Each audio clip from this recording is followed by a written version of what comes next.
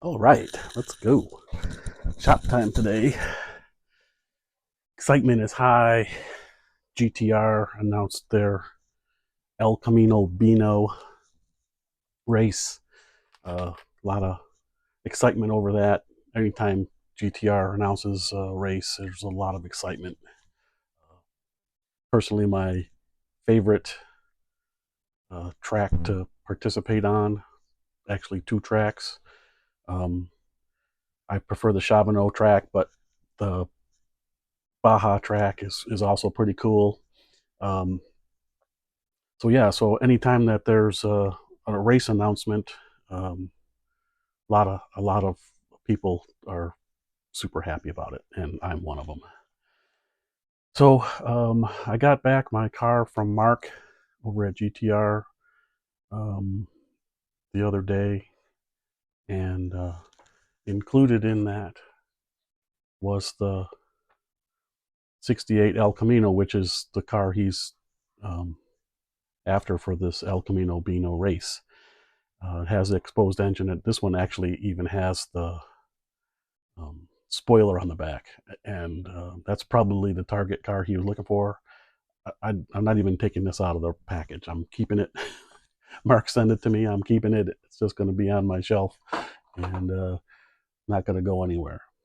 Fortunately, a while back he announced his series of races that he was going to do for this year, and in my pile of cars, which honestly I don't have that many, but in my pile of cars, somewhere along the line got purchased this pretty cool green El Camino, and it's the subject of my video for today. And I'm modding it up pretty good. I'm going to look to see if I can't make it super competitive this time. Most of my cars have been, I will say, minorly competitive. I managed to maybe get through a round, maybe two, but this time I'd like to get a little further in the main race.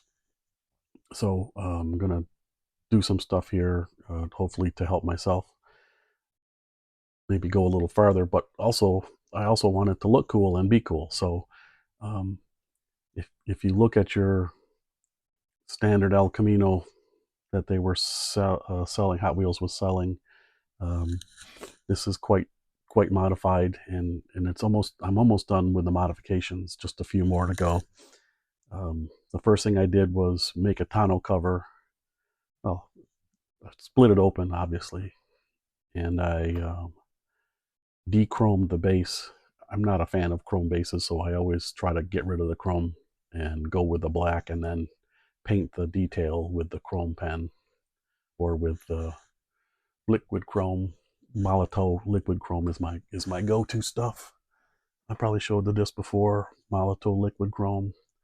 Um, it's in my mind is one of the best, shiniest, most highly representative of chrome paint out there, and it's I just put a few drops in my paint palette, and I can paint pretty much everything I'm looking for. So I'll be detailing up this car with it. But so, anyways, after sanding all the nubs off the bottom and making it nice and smooth, I went ahead and cut up the plastic interior and the motor. Um, I hope you can see it. Um, yeah, there you go. I went ahead and cut the motor off, spun it around 90 degrees, and then used the wheel retainer and the inside of the wheel housing uh, as a additive in the front. I had to reshape the front end of the piece, reshape the front end of this piece, and then I used it to fit in the front uh, where I want the motor to be. I don't want that rear motor. I want the front motor. Then I went ahead and sectioned off a few pieces of the body. I'm going with a T-top here. Right now, the T-top part is over on the side here, but the T-top, and then I cut out the hood for the motor, um, or the engine. And so when I cut out the hood for the engine, I wasn't thinking too clearly. I was just kind of going wild with my new jeweler saw. I really like this thing. It's kind of crazy. You can cut out all this stuff. Works great. But anyways, I was using the jeweler saw, and I said, well, let me just cut that piece out too while I'm at it. So I did, and then I sectioned off the plastic piece, and I saved the interior because I wanted to have a full interior, because with a T-top you want to be able to look in there and see it. So then I went ahead and put it all in together on the body, and it's all the pieces have taken shape nicely there. I used a piece of cardboard and some garden fabric to make myself a tonneau cover for the back, since I don't want that open. I want that completely covered up. So then I end up with a nice engine bay using the back section, putting it in the front. And I got a nice engine bay with the motor turned the direction I wanted. This is the glass with the T-top section. That'll fit in the middle there, so it'll fit on top of here. I've got to strip it and paint it first before I mount it there, but it'll fit there, and then that fits inside there. Gives it a nice T-top look. And then the motor will be detailed and painted, and I think I'll maybe even do some spark plug wires inside. I don't know. I'm going to play with it. I'm going to make it detail. And then I took the piece for the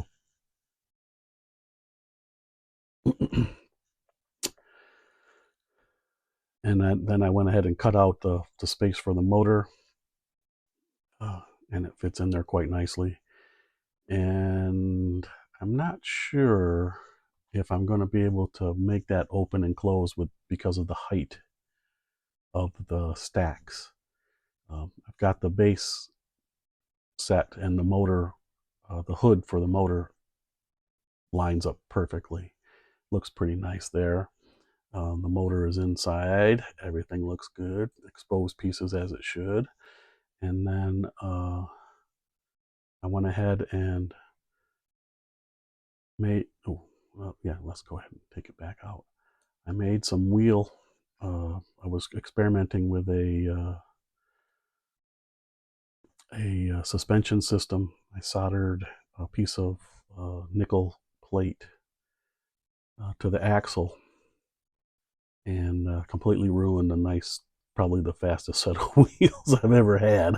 So I won't be doing that again. But my thought is I was going to use this plate as the suspension with some small springs I have, and then tie the spring to the body of the car so that when you put it together, the spring is under compression and it holds the axle in place on that plate. And I think I'll probably pass on it, because now that I've messed up these darn good wheels, I'm going to have to go a different route. The first route that I had done was to take a pullback toy spring and then straighten it, and then solder a piece of stainless tube and AliExpress axle with 2 pins for the caps. I don't know if you can see that, but the pins slide into the axle, and that was going to be my suspension. It fits in the chassis quite nicely, and it's got plenty of springiness. That was my original intention, and I might still go there. I don't know. I haven't, I'm kind of right now. I'm working on the body. I haven't really given much thought to this suspension piece here, but I like the way it can move, and I like the way it can go up and down. So I might still stick with it. I don't know. We'll see. Like I said, I wanted to be competitive, so I don't want to throw in something crazy and then have it, fall off the track or end up in the sidelines. So, anyways, so that's what I got there. So when I was soldering the stainless, because this is a stainless piece here, this AliExpress axles are stainless. This is just spring steel. I had to use the Ruby's stainless soldering flux. It works pretty good. So got to the right temperature. The solder I used was a stainless solder. It's a lower temp solder. I'm not sure what I did with. Oh, here it is, right here. 183 degrees C melting point, so it works really well for stainless. You can see it again. Special core solder wire. So between the core of the solder wire and the Ruby stainless flux, I was able to solder those nice and easily. And I think this is going to be the standard method. I will make the piece off with my wheels not attached because I can't afford to ruin a set of wheels. These ones weren't affected. The big ones were not affected, and they're still quite nice. So that one in the back might be okay. I think I might be able to play with that. But these front ones, I think the flux went up underneath there. The flux works really well. The flux allowed the solder to travel along and impact the wheel itself. So that one, this set is a bust on that front section. So I got another section of another wheel set for the front, and these are pretty good. Not as good as those, but pretty good.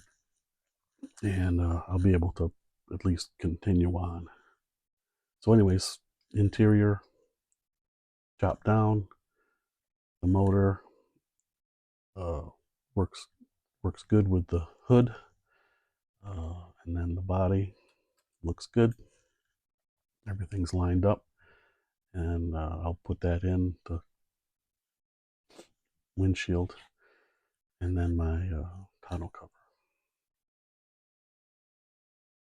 Everything looks good there. So it's all lined up and everything's hidden.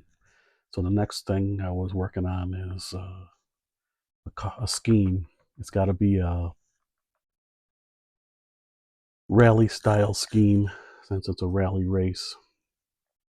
I made this zebra stripe for another race I just sent a car off to. It's a little short. I don't know if I'm going to bother to go with that. If I can just come up with another different kind of a rally. The body still hasn't been stripped yet. I got to strip the paint and then repaint it. So during that, I might decide to reuse this with some modification. I still got to put the number on. This wrap won't fit this car, so I got to print a new one anyways. So I'm still open for the finishing. I hope to get it done here. I'm be headed out to go back to Florida in a couple of days. So I want to get this basically finished off and sent out before I leave. So I'm working heavily on it, trying to get it set up, and I'm not sure how far I'll get. It's a good long ways between now and the race, so I've got plenty of time. So if I don't get it done, I'll leave it here until I get back, and then finish it off. I'm not going to rush through it to try to get it wrapped up. So, anyways, that's what I got for today. Thanks, Mark, for hosting over at the GTR. Really appreciate the effort you put into the races and the quality of the vids, and just basically how you go about trying to include as many people as possible. I think that's just a great idea. So thanks again, and hopefully this will be coming your way in the not too distant future. Thanks again for watching, everyone, and we'll catch you on the next one.